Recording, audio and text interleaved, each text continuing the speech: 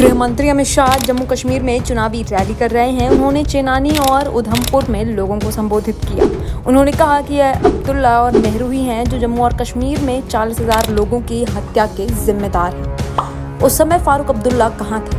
वह गर्मियों में लंदन में छुट्टियां मना रहे थे और महंगी मोटरसाइकिल चला रहे थे। कोई पार्टी नहीं, सिर्फ भाजपा ने जम्मू और कश्मीर से आतंकवाद को खत्म किया है।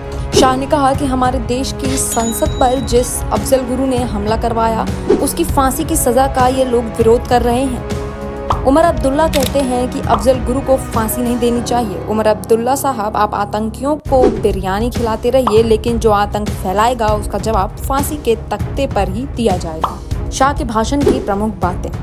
आज़ादी के बाद जम्मू कश्मीर में एक ऐसा चुनाव होने जा रहा है जब यहाँ न धारा 370 है और न ही अलग झंडा है। जम्मू कश्मीर 40 साल तक आतंकवाद की दहशत में रहा। 40,000 लोग मारे गए, 3,000 दिन कर्फ्यू रहा। हर दिन पाक प्रेरित आतंकवादी बम और गोलियां चलाते थे। हमारी सरकार ने धारा 370 को खत्म कर दिया। अब न पत्थरबाजी होती है, न ही गोलियां चलती हैं। कांग्रेस एनसी जम्मू कश्मीर में फिर आतंकवाद लाना चाहता है। आतंकवाद को हम पाताल तक दफन करके ही दम लेंगे। उमर अब्दुल्ला और राहुल कह रहे थे कि हम जम्मू कश्मीर में लोकतंत्र लाएंगे। किस मुंह से कह रहे हैं आप? अब्दुल्ला परिवार, मुफ्ती परिवार और नेहरू गांधी परिवार ने 70 साल तक जम्मू कश्मीर में लोकतंत्र को बांध कर रखा। अभी राहुल गांधी यहाँ आए थे। उन्होंने कहा कि बाहर के लोग यहाँ शासन करते हैं। उनका मतलब उपराज्यपाल जी से था। राहुल को पता होना चाहिए कि जम्मू कश्मीर में सबसे ज्यादा राष्ट्रपति शासन अगर किसी के शासन में रहा तो वो इनकी नानी और पिताजी राजीव गांधी के समय में रहा है।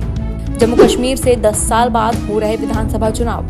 जम्मू कश्मीर में 10 साल बाद विधानसभा चुनाव हो रहे हैं। 2019 में आर्टिकल 370 हटाने के बाद ये पहला विधानसभा चुनाव है। जम्मू कश्मीर में 90 विधानसभा क्षेत्र हैं, जिनमें से 7 अनुसूचित जनजातियों के लिए और 9 अनुसूचित जनजातियों के लिए रिजर्व है। 18 सितंबर को पहले फेज की वोटिंग हो चुकी है। 25 सितंबर को दूसरे फेज और 1 अक्टूबर को तीसरे फेज की वोटिंग होगी। 8 अक्टूबर को नतीजे आएंगे। चुनाव आयोग के मुताबिक यहाँ 88.6 लाख वोटर हैं। 2014 के विधानसभा चुनाव में भाजपा ने 25 सीटों पर जीत दर्ज की थी। पीपल्स डेमोक्रेटिक पार्टी ने 28 सीटें, जम्मू और कश्मीर नेशनल कॉन्फ्रेंस ने 15 और कांग्रेस ने 12 सीटें जीती थी। भाजपा ने जम्मू कश्मीर की 90 में से 62 सीटों पर उम्मीदवारों की घोषणा कर दी है। जम्मू संभाग की सभी 43 सीटों पर भाजपा ने प्रत्याशी उतारे हैं। पार्टी कश्मीर में 47 में से 19 सीटों पर चुनाव लड़ रही है। बची हुई 28 सीटों पर भाजपा निर्दलीय उम्मीदवारों को समर्थन करेगी।